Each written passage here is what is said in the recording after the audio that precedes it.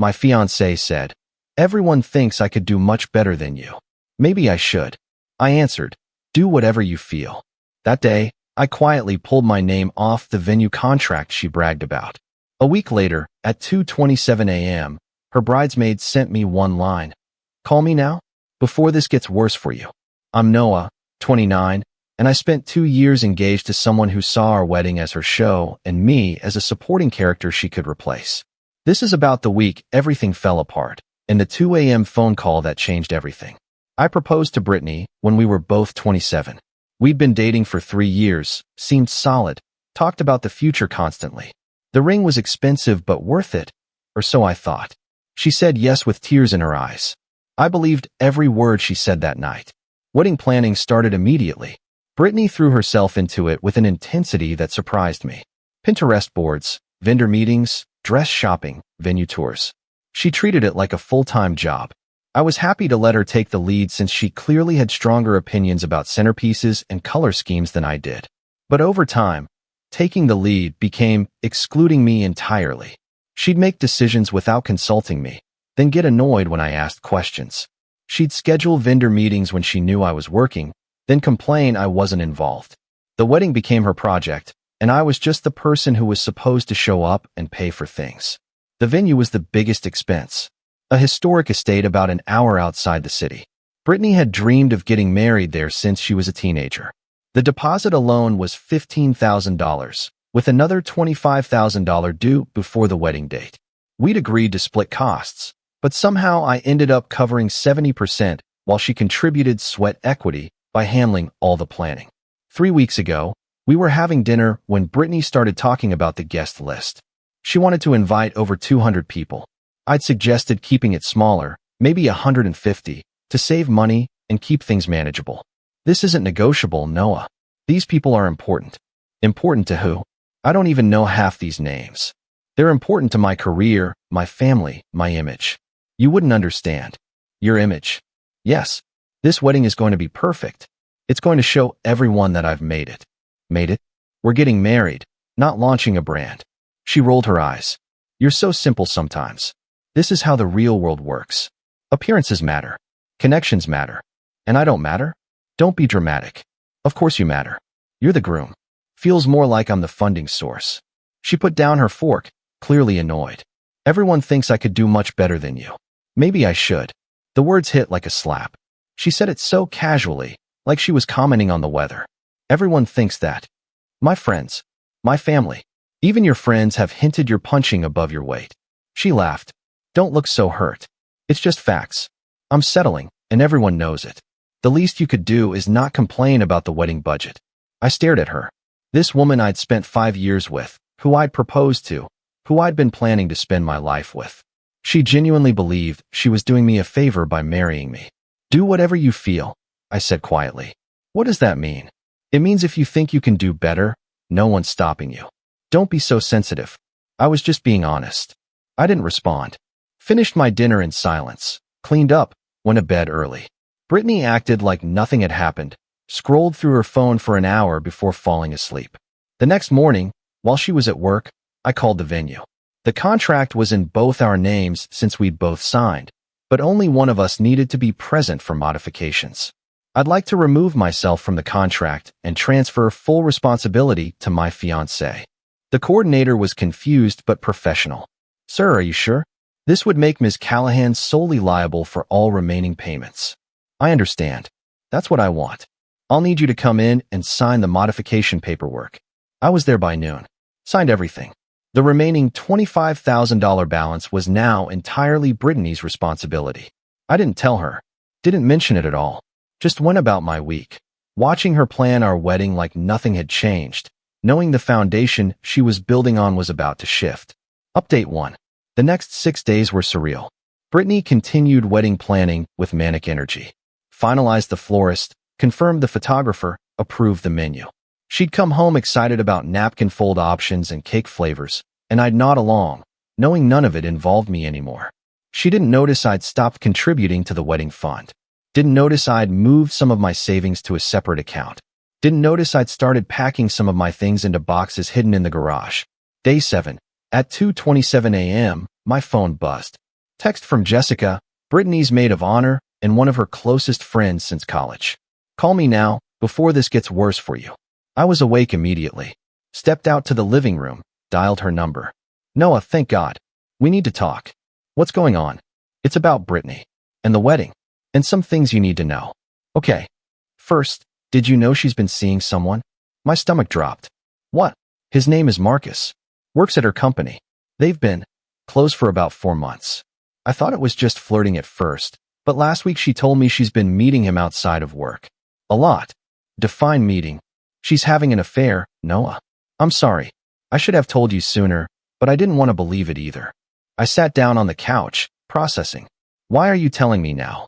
Because of what she said tonight. We were at her bachelorette party, at a bar downtown. She got drunk and started talking about the wedding. About you. About Marcus. What did she say? She said she's been keeping you around because you're safe and useful. That Marcus is who she actually wants, but he doesn't make enough money yet. That she's planning to marry you, use your income to pay off her debts and establish herself, then divorce you in a few years when Marcus is more financially stable. The coldness I'd felt at dinner last week was nothing compared to this. She said all this out loud, in front of everyone, in front of all the bridesmaids. Some of them laughed. I didn't. That's why I'm calling. You don't deserve this. Anyone else feel that way? Honestly, most of them think it's fine because they think you're boring and she's doing you a favor anyway. But I've known you both for years. You're a good person. She's using you.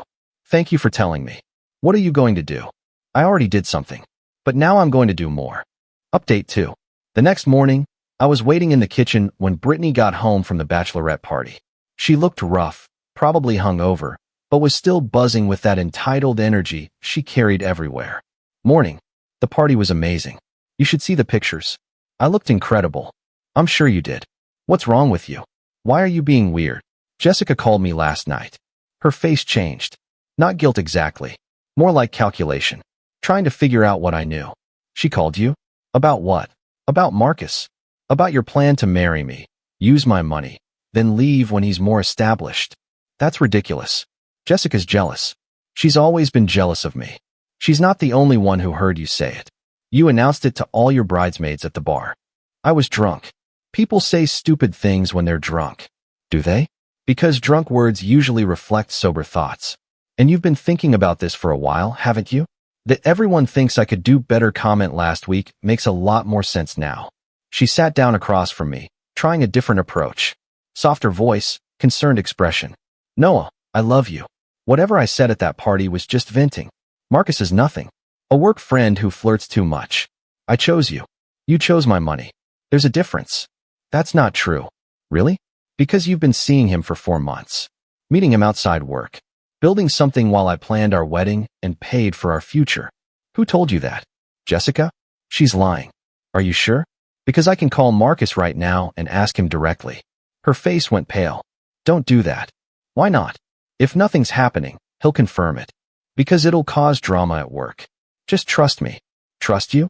You told a room full of people you're marrying me for money and planning to leave me for someone else. Why would I trust anything you say? She was crying now, or performing crying.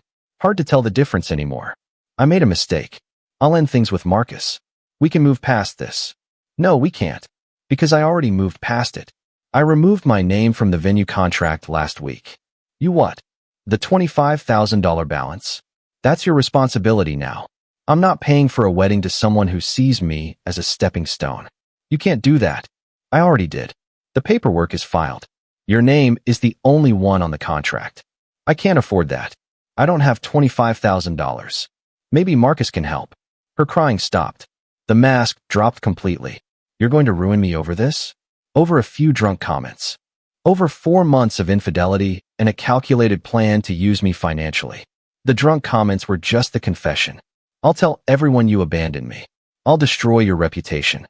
Go ahead. Tell them everything. Tell them what you said at the bachelorette party. Tell them about Marcus. Let's see whose reputation survives. Final update.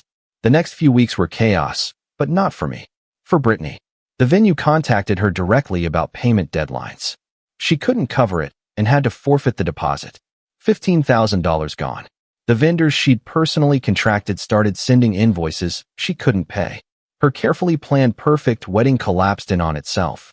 She tried to spin the narrative, telling mutual friends I'd abandoned her over cold feet. But Jessica had already started talking. Other bridesmaids, the ones who'd laughed at the bar, suddenly got very quiet when people asked questions. The story spread. Brittany had been cheating, had announced her plan to use me, and I'd responded by walking away. Marcus, interestingly, wanted nothing to do with the fallout. When the affair became public knowledge at their company, he transferred to a different department and stopped returning her calls. The stable financial future she'd been waiting for disappeared along with everything else. About a month after everything imploded, Brittany's mother called me. We'd always gotten along, and I think she was genuinely confused about what had happened. Noah, I need to understand. Brittany says you abandoned her without explanation, that you were cruel. Did she tell you about Marcus? About what she said at the bachelorette party? Long pause. What are you talking about? I told her everything. Jessica had given me permission to share the story. When I finished, there was silence on the other end. She said that? In front of people? Multiple witnesses. I'm sorry, Mrs. Callahan. I loved your daughter.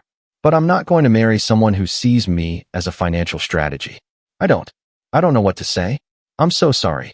Me too. That conversation apparently led to a family reckoning. I wasn't privy to the details, but mutual friends mentioned that Brittany's relationship with her parents became strained. They'd invested emotionally in the wedding too, and finding out their daughter had been planning to exploit her fiancé didn't sit well. It's been 3 months now. I'm in a new apartment, smaller but entirely mine.